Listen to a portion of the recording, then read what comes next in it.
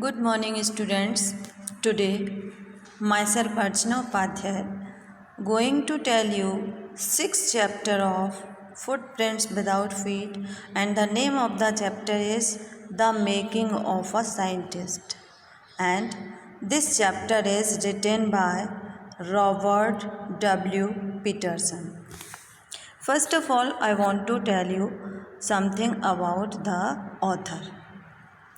Robert W. Peterson was a famous American newspaper writer who later became a freelance author of magazine articles. He wrote with authority, particularly on the topics of sports and scouting. Now, first of all, I am going to tell you the theme of the story. The Making of a Scientist is the story of a scientist named Richard S. Albright. It is an interesting study of how Albright became a scientist. After the early death of his father, Albright was everything for his mother. He used to get top grades in schools.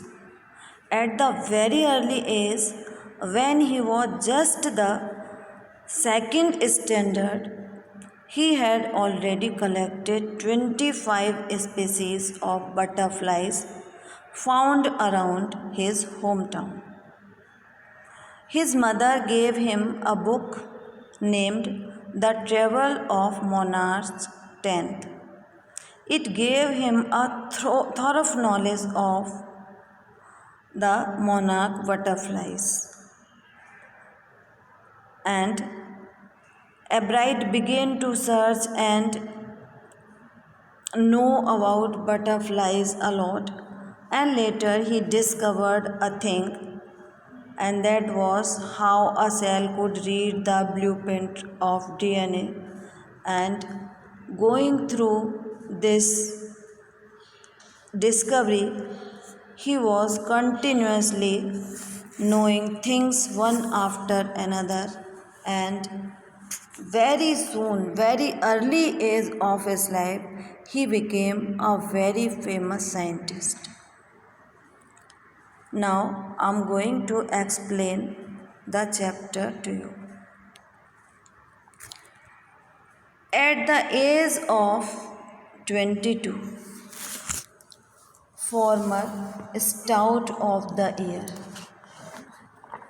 means when he was only 22 years old, he surprised the world giving his new theory about how cells work.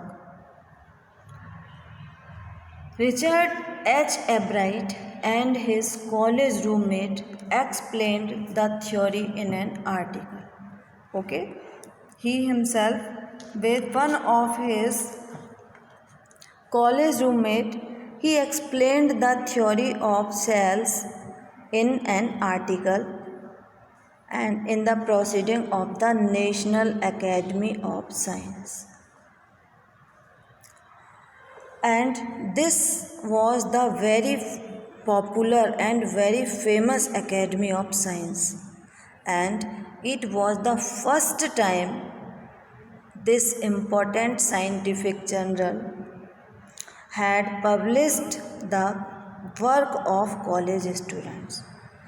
In this journal, the very famous scientist and the other reputed scientists had written their theories and their informations.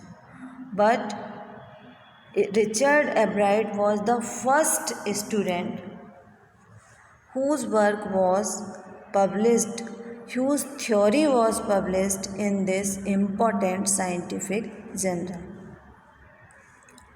And it was for him just like, suppose we are going to say in sports language, it was just a big lead at the age of 15 and hitting a home run first time at bat.